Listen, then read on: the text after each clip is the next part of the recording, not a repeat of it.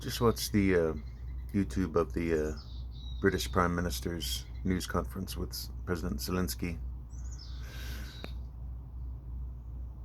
Much more noble exchange, much better demonstration of strong leadership.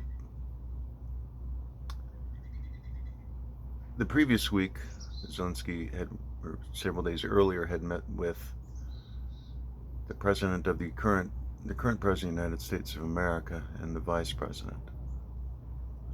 The meeting was far less an exhibit of good character and strong leadership, more an exhibit of really bad, horrendous negotiating, and to where, like, I can't even watch it. It's so pathetic.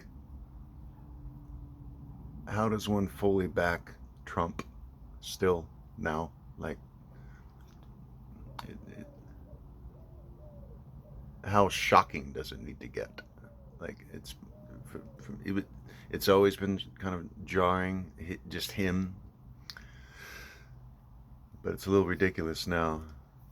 Like,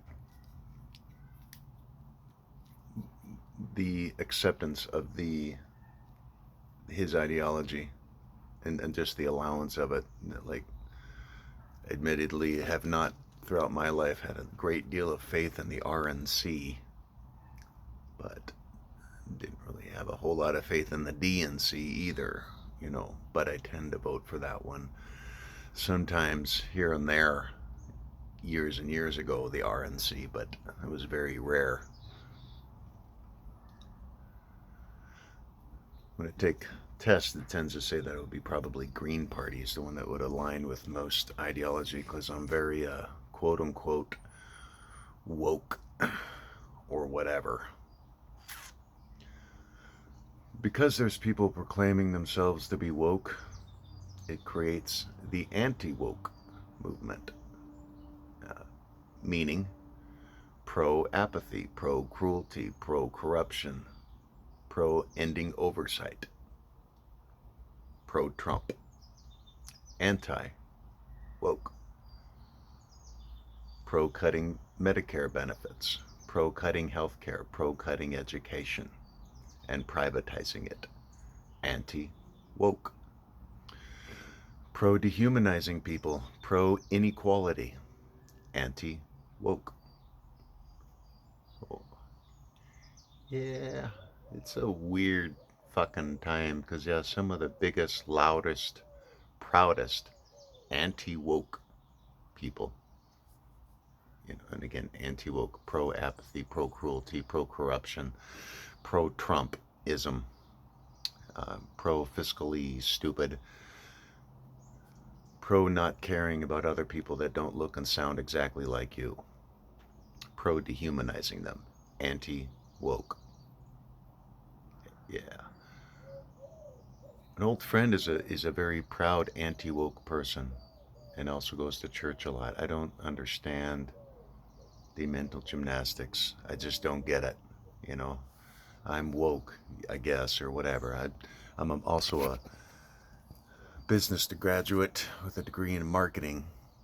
So the word, that specific word to describe, that one word, being alive, alert, enthusiastic, caring about others, being empathetic, caring, being willing to forgive others.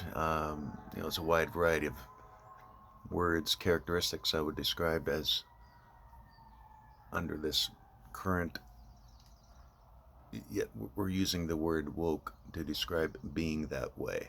I'm also a follower of the teachings of Jesus, so yeah, woke, awake, alive, alert, enthusiastic to the word, as it were, awake.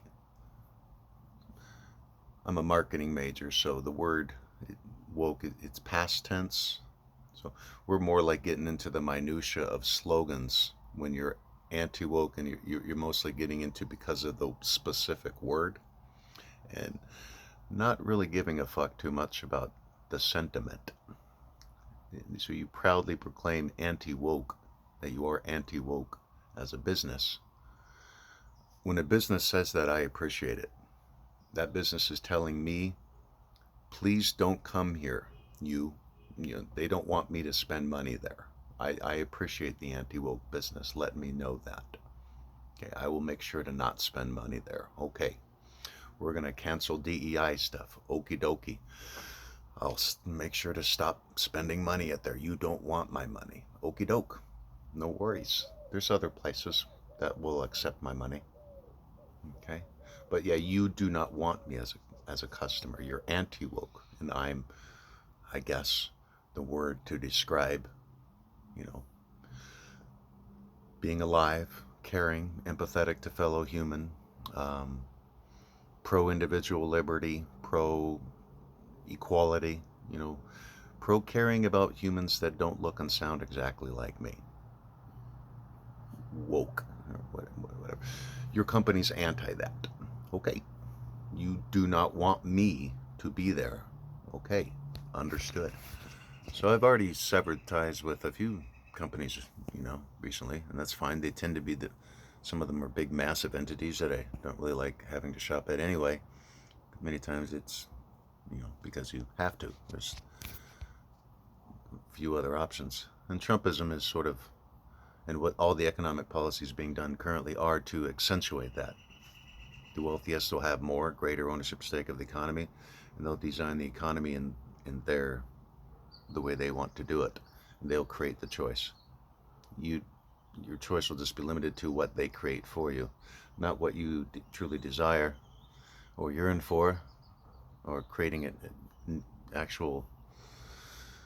creating new demands or something, a true service-based economy. We can't really do that under Trumpism, because it's a divestment in the regular people and an overinvestment in the already wealthy and sustained for generations and then some. Elon Musk, 400 billion. That's 400,000 millions. People that wealthy, people with billions, millions, they don't ever need a tax cut, ever. They can have a tax increase and their way of life maintains perfectly fine. They'll consult their wealth advisor if they have any concerns about how their way of life will be affected if new taxes are implemented for the wealthiest. But they'll be fine. Don't worry about them, commoner. I know you're very worried how the wealthy will be able to maintain the way of life they've become accustomed to if they have to pay a higher tax rate. I know that's a primary concern of you, working class person. But, the RNC has convinced you to be concerned about it. Many of you even marched in the streets years ago. What about my health insurance? That's why we can't have hospitals that are directly funded. Health insurance would not be in as much of a demand and would not be as profitable of a product. So no, you don't get to go to a doctor when you're sick and get healed. You need to pay money to a for-profit company. And then if and when you get a hospital bill, fingers crossed, they might pay a portion of it, because they have overhead. It's a for-profit entity. That's why we don't fund hospitals directly, where highly trained medical staff work to heal humans when they get sick. Because, most likely, if you never got a hospital bill, even while getting state-of-the-art healthcare, you most likely would cancel your health insurance policy, thus affecting the profit margin of that specific product within a broad product class, insurance, and insurance on yourself.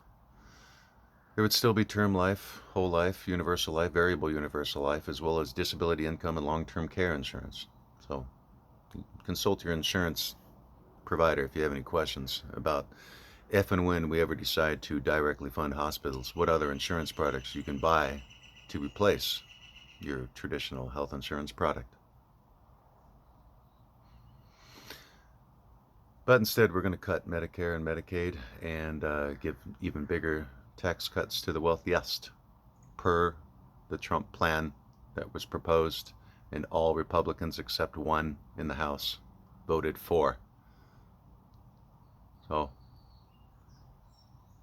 hopefully the ship starts righting itself soon, because there's no need for it to get just insane before we like figure it out. But the mind's kind of preparing for such insanity as best it can, I suppose, keeping the mind limber, as the dude would say. Onward and upward, peaceful and quickly. Amen.